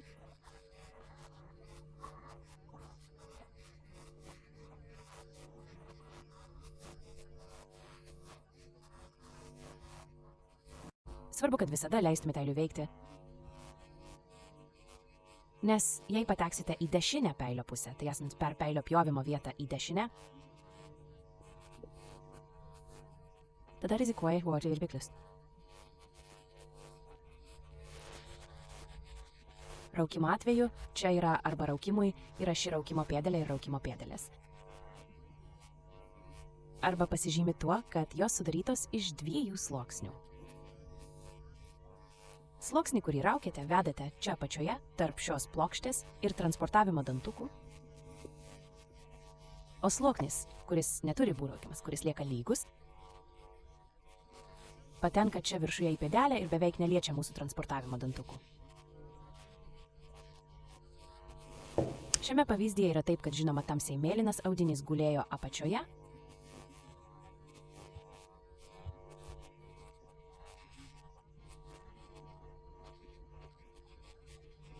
nes žinoma norite, kad jūsų siūlė būtų viduje. Kalbant apie mašinos nustatymus, mes įvėrėme 4 siūlų overlokinę siūlę. Įtempimai ant adatų yra padidinti, o ant kilpiklių sumažinti. O mūsų pusėje turime labai plačią siūlę. Mes turime labai ilgą dygsnį. Mūsų peilis žinoma yra įjungtas, o diferencialas yra ties dvejetu. Ką tiksliai reiškia diferencialas ties dvejetu? Gale, galinis transporteris yra beveik perpus lėtesnis nei priekinis ir audiniai yra maksimaliai suspaudžiami.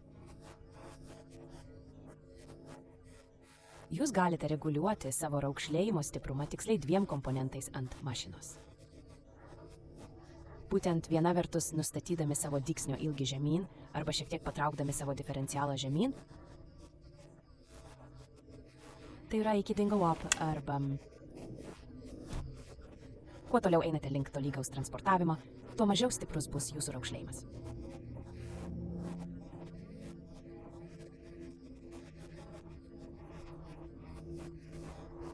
Nes storesnis jūsų audinys, tuo blogiau jis reaguoja į transporterį arba į diferencialą. Taigi, jei turite storą audinį, galite jį gana sunkiai tik raukšlėti, nes jis beveik nereaguoja į diferencialą ištrojk.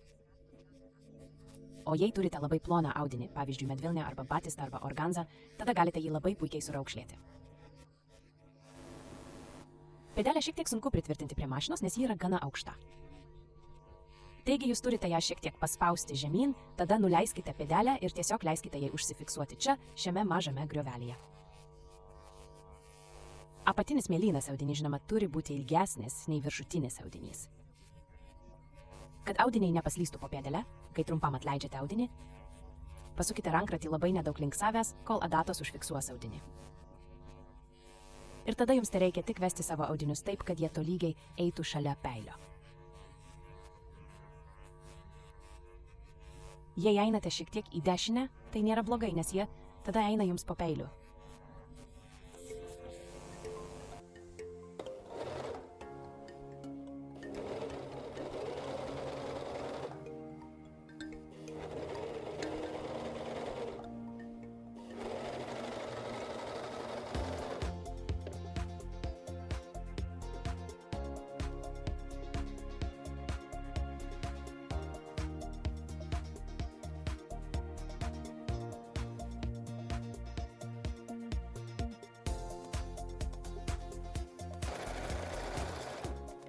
Ir taip audiniai išeina iš jūsų mašinos. Yra galimybių, kai galite raukšlėti fiksuos ilgius ant fiksuot fikskus. Tada jūs padalijate tiek savo kraštą, tiek savo raukinį į vienodus segmentus. Tada negali taip stipriai dirbti su diferencialu arba tiesiog atliekate keletą siuvimo bandymų, kad tiksliai patikrintumėte, kaip stipriai jūsų atitinkamas audinys reaguoja į dygsnio ilgio nustatymus ir į diferencialo nustatymus. Kita puikiai technika, kurią galite atlikti su savo overlocku, yra apsiūti apvadais. Apvadu vadinamas iškilimas audinyje, kuris paprastai šiek tiek išsiskiria spalva, kartais taip pat turėtų šiek tiek įnešti stabilumą. Privalumas, jei apsiuvate apvadus su overlocku, yra tas, kad galite pagaminti tamprų apvadą. Tai reiškia, kad galite jį naudoti pavyzdžiui apatiniai rankovės daliai apsiūti. Taip pat galite jį įtraukti į atskirimą prie viršutinio apikaklės krašto, galite jį įtraukti į priekinį gaubto kraštą ir. Yra labai daug galimybių, kur galite naudoti apvadą. Žinoma, galite patys pasigaminti apvadus, taip pat galite apsiūti aplink kampą, taip pat galite uždaryti ratu ir. Aš sukūriau visą apvadų vaizdo įrašą, kuriame kalbama tik apie tokius dalykus. Dabar čia aš jums bet kuriuo atveju parodysiu, kaip galite naudoti savo apvadų pėdelę. Jūsų apvadų pėdelės ypatumas yra kaip dažnai galinėje pusėje. Galinėje pusėje mes turime griovelį ir per šį griovelį iš karto teka jūsų apvadas. Jei norite apsiūti apvadus, jums būtinai reikia pėdelės su šiuo grioveliu. Per griovelį eina jūsų apvadas. Jei apsiūtumėte apvadus su pėdelė be šio griovelio, lygus padas gulėtų ant jūsų apvado, o dešinėje ir kairėje pėdelė kabėtų ore. Tai savo ruožtų reiškia, kad turite labai blogą arba visai neturite transportavimo atgal. Mašina nustatyta diferencialiniu būdu tolygiam transportavimui. Mano dygsnio ilgis yra gana ilgas, nuo 3 iki 4. Mano dygsnio plotis taip pat yra gana platus, nes mes nenorime apkarpyti apvado siūlės priedo. Jis bet kuriuo atveju turėtų švariai praeiti. Ir ten mums žinoma reikia pakankamai vietos, tuo pačiu metu žinoma nenorime jokių būdų matyti kairiojo datos siūlo, kai apvadas yra atlenktas.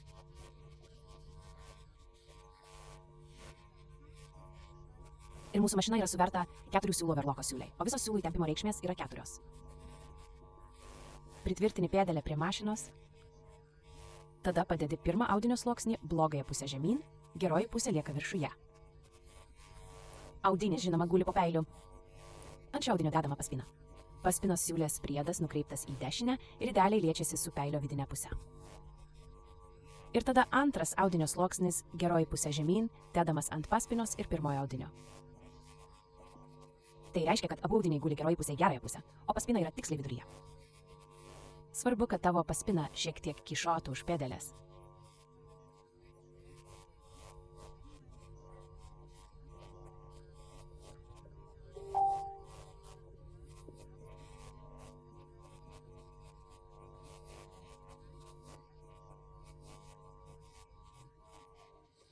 Bet to žinoma visada naudoji kairės rankos vidurinį ir bevardį pirštus, kad tolygiai perkeltum visus sluoksnius atgal.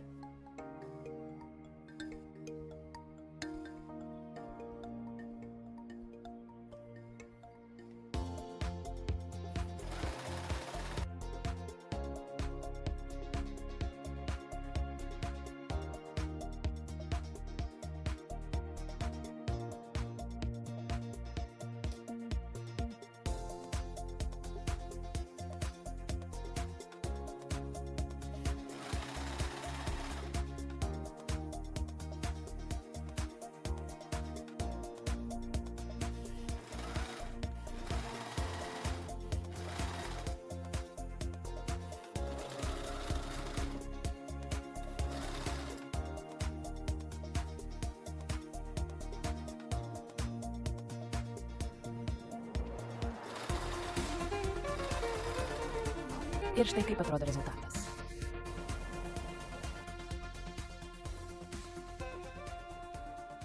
Vaizdo įrašo pabaigoje dar kartą nusivesiu tave giliai į savo pasaulį. Norime apžiūrėti karoliukų ir blizgučių pėdelę. Ir šiame pasaulyje, į kurį tave nusivesiu, nebėra jokių konvencijų daugiau. Šiame pasaulyje nebėra jokių iš anksto nustatytų įtempimų ir nieko, kur viskas būtų taip, kaip paprastai turi būti.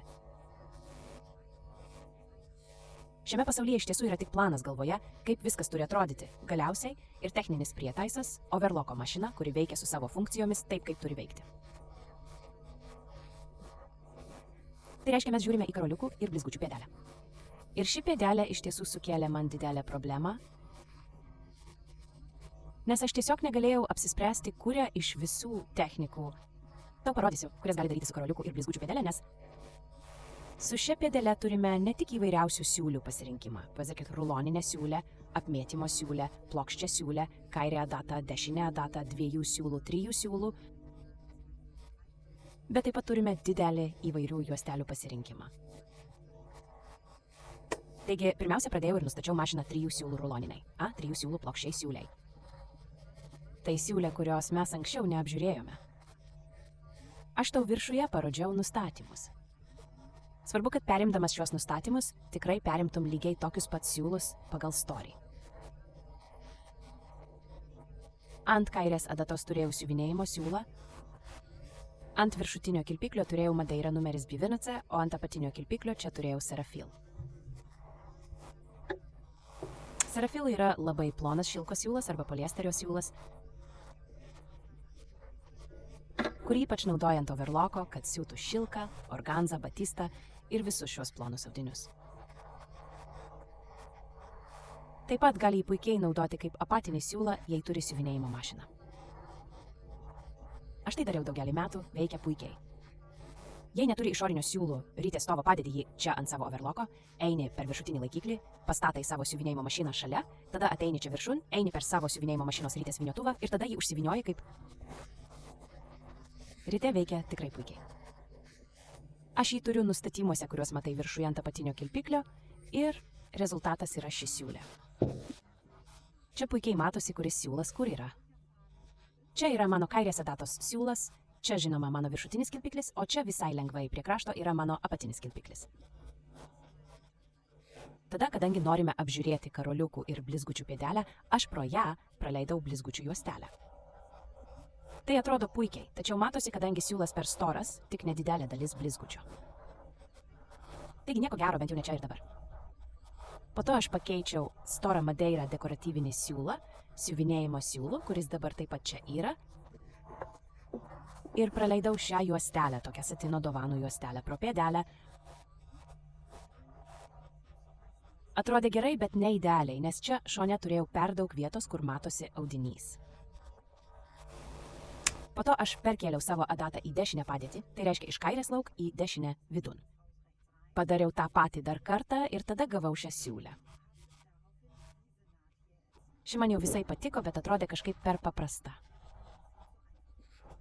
Po to aš nustačiau mašiną ruloniniai siūliai. Ir kadangi anksčiau buvau nustatęs plokščiai siūliai, palikau savo lipnią juostelę ten, kur ji buvo, būtent čia, dešinėje. Adata ir nustačiau tik abu kilpiklius apsiuvimui ruloniniu kraštu. Tai reiškia, kad šią karoliukų juostą nustačiau su itin laisvu dešinės adatos siūlu. Ir tai žinoma matosi ir čia apačioje, nes čia turime tarsi zigzago formą. Jei nori tai padaryti ir nori, kad tavo karoliukų juosta tikrai visiškai taip kabėtų žemyn, tada turi šiek tiek įtempti adatą. Maniau, kad gerai, bet nebuvau visiškai patenkinta. Dabar noriu su tavimi čia prisiūti blizgučių juostą prie trikotažo kaip apdailą ir tai padaryti taip, kad viskas būtų banguota. Tai reiškia, kad įdedi dešinę adatą. Tada nustatai savo mašiną lygiai taip pat, kaip aš dabar čia turiu.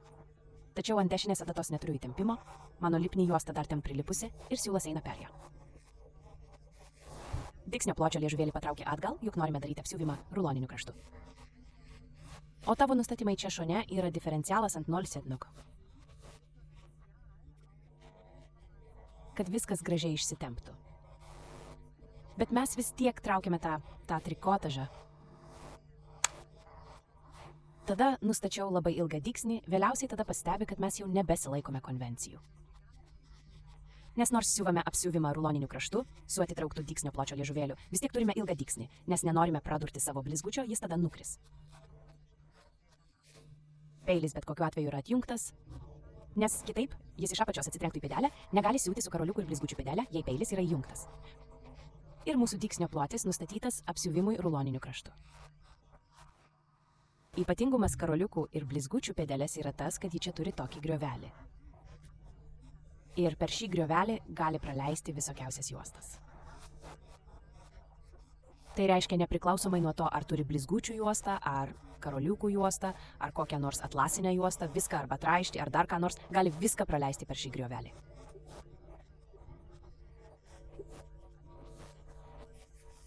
Uždėti pėdelę ant mašinos, praleidi savo blizgučių juostą pro angą ir pakeli ją po galinę pėdelės dalimi ir įdedi ją priekyje į savo griovelį. Tada padedi savo audinį dešinę pusę į viršų ir pirmiausia padarai 1-2 atsargius dygsnius. Turi atkreipti dėmesį, kad tavo audinys būtinai čia šone baigtųsi kartu su pėdele.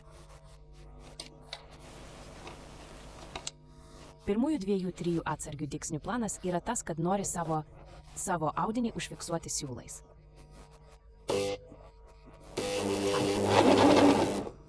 Dabar audinys užfiksuotas. Dabar audinys sujungtas su karoliukų juosta. Dabar paimi savo karoliukų juostą gale, o aš čia tarp abiejų pirštų dabar turiu savo audinį. Ir per abu pirštus leidžiu blizgučių juostą. Dabar aš čia šiek tiek prisiartinu ir traukiu trikotažą taip ilgai, padedu jį žemyn ir tu turi ateiti iš apačios.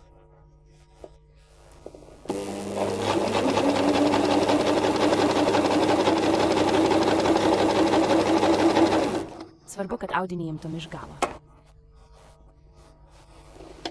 Negalima tempti, bet turi jį priimti su šiek tiek tempimo.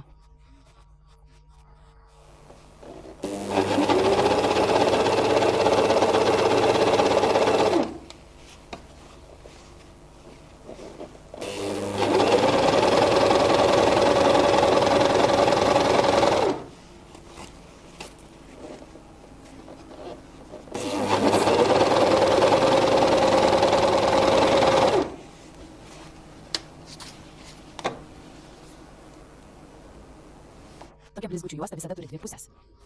Žinoma, padedi ją taip, kad dešinė pusė žiūrėtų į viršų.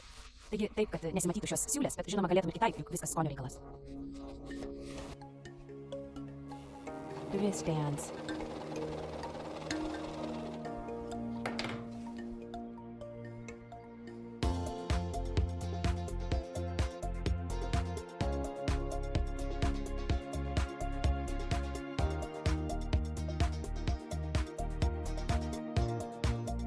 Prieš pereinant prie pabaigos, greitai parodysiu, kaip prižiūrėti savo mašiną švarią.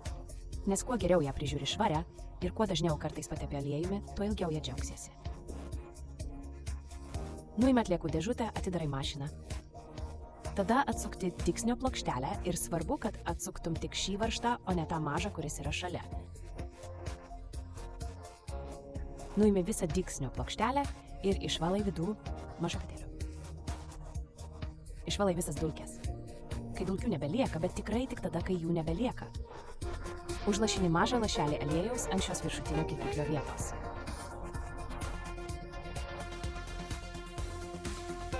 Po to gali uždaryti mašiną, vėl uždėti atliekų dėžutę ir iš karto tęsti siuvimą.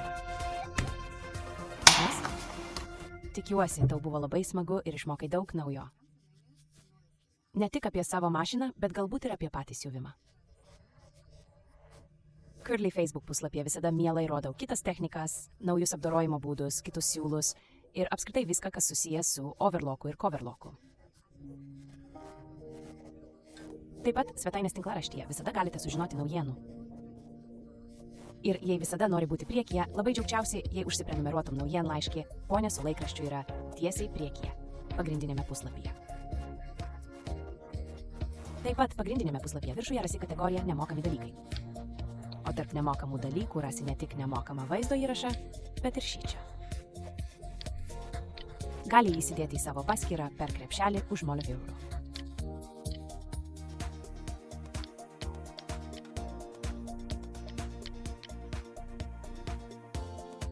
Savo vaizdo įrašų paskyrą rasi čia, skiltyje Mano kartai. Savo vaizdo įrašus žinoma rasi kategorijoje videoteka arba Mano vaizdo įrašai. O šių vaizdo įrašų privalumas yra tas, kad gali peršokti nuo skyriaus prie skyriaus ir nereikia visada slinkti per visą vaizdo įrašą, jei reikia tam tikros temos. Tiesiog spusteli temą ir vaizdo įraše atsiduri būtent ten, kas tave šiuo metu domina.